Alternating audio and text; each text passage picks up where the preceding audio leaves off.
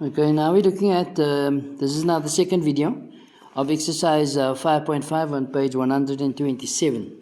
Okay, I'm looking at number 1D.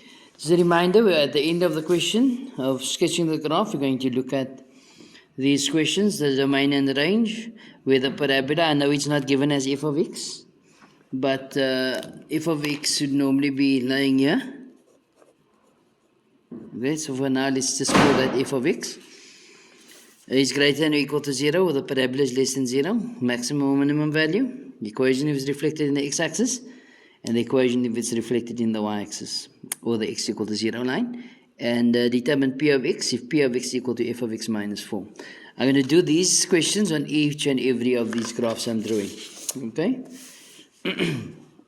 So, as I said before, we're going to multiply this out. We could have drawn the turning point from here, but since I haven't mentioned it in class, so I'll just indicate how we can read it off once we have calculated it already. Alright, and towards the end of the sums, we'll just draw the turning point straight from here. Okay, so you'll multiply this out. If you can't multiply it out, write it out twice, then you multiply it out. Otherwise, you can do all these steps in one, it's fine. When you get negative 6, it will become positive 6. It's positive 9 minus 9 plus 4 is going to be negative 5. So the equation of the parabola is also y is equal to negative x squared plus 6x minus 5. So the first bullet, or this first step in drawing this graph, is going to be the shape. It's either a minimum or maximum. So since this graph has a negative here, it will be a maximum graph. Okay. Secondly, is our x-intercept. What do you do for x-intercept? We let y equal to 0. So we then say 0 is equal to negative x squared plus 6x minus 5. So we can either use the quadratic formula, or we can factorize. We can use the calculator, the silver calculator. Just check here, it's negative 5. So x is equal to 5, or x is equal to 1. The next step is our y-intercept. What do you do for y-intercept? We let x equal to 0. So we say y is equal to negative 0 squared plus 6 times 0 minus 5, which is negative 5. Next step is our turning point. To work out the axis of symmetry, which is an x value, is going to be minus b over 2a. Okay, we spoke already where that comes from. So negative into 6 over 2 times negative 1, which is then 3.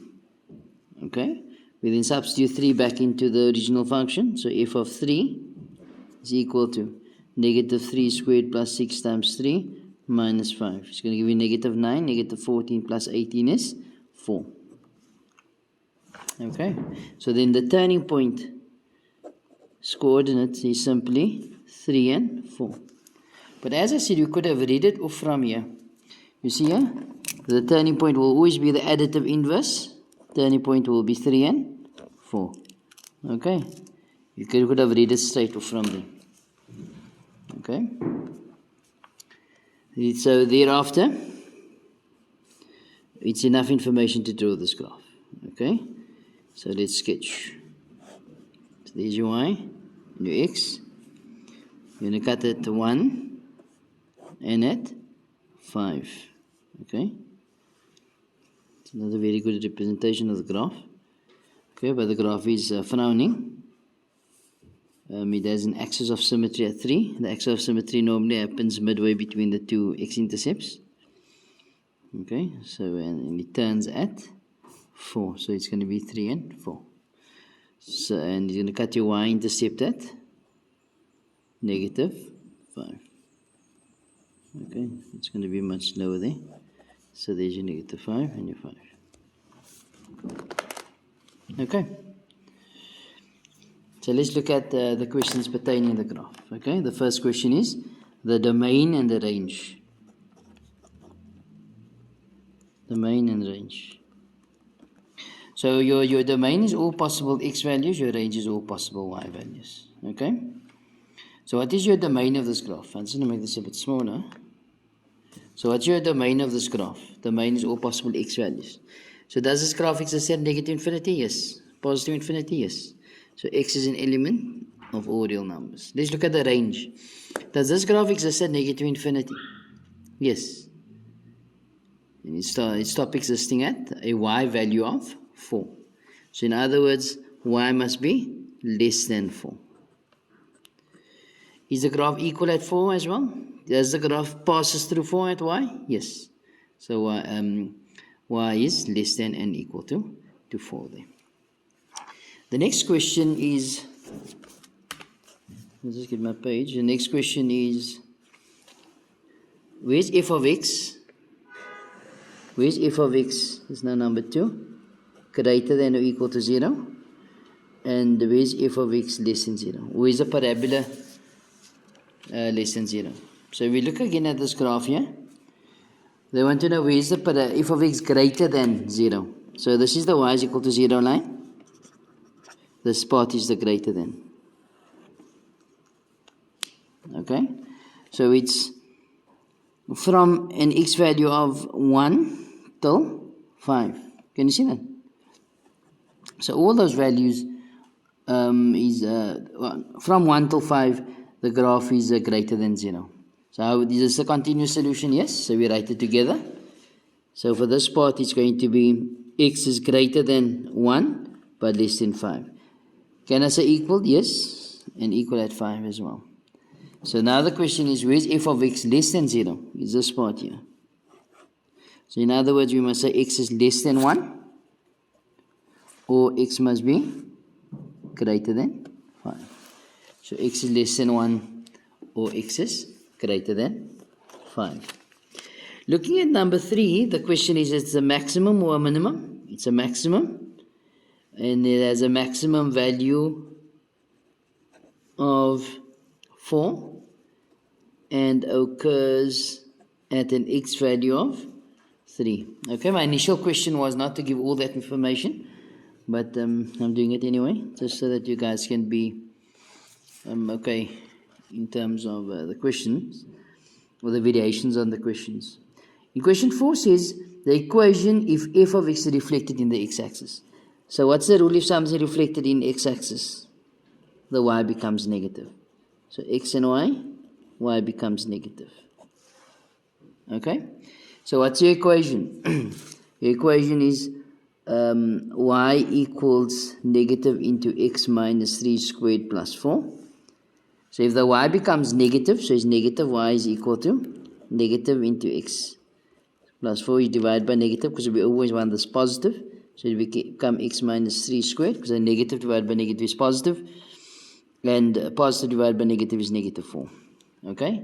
If I'd use the other formula, or the other, the simplified version of that formula, or the standard version, sorry, of the formula, again, the y becomes negative, so it's negative y is equal to x squared plus 6x minus 5. I divide by negative gives you x squared minus 6x plus 5. You see this and that is equivalent answers. Okay, if we're going to multiply this out, we will get that again. Okay, so that is the first point. The second one is if it's reflected in the y-axis. So what's the rule if it's reflected in the y-axis? X becomes negative. Can you see that? So if it's reflected in the y-axis, x becomes negative. So if your equation is y is equal to negative into x minus 3 squared plus 4, and the x becomes negative, so y is equal to negative into negative x minus 3 squared plus 4. If I factorize the negative, and because of the square it will remain positive, so it's x plus 3 squared plus 4. Okay, that is one way. Or if I used the other formula, then it's going to be y is equal to minus x squared plus 6x minus 5. So if x becomes negative, it's y is equal to negative into negative x squared plus 6 into negative x minus 5. Okay, so it's going to be negative x squared minus 6x minus 5. And the last question is in number 5, p of x, if p of x is equal to f of x minus 4. You can use any one of the formulas. I'm just going to use one because of my space here. Let's give it the original that was taken. It's negative into x minus 3 squared plus 4 minus 4. So that will simply become x minus 3 squared, and that cancels, and that's your answer there. Okay.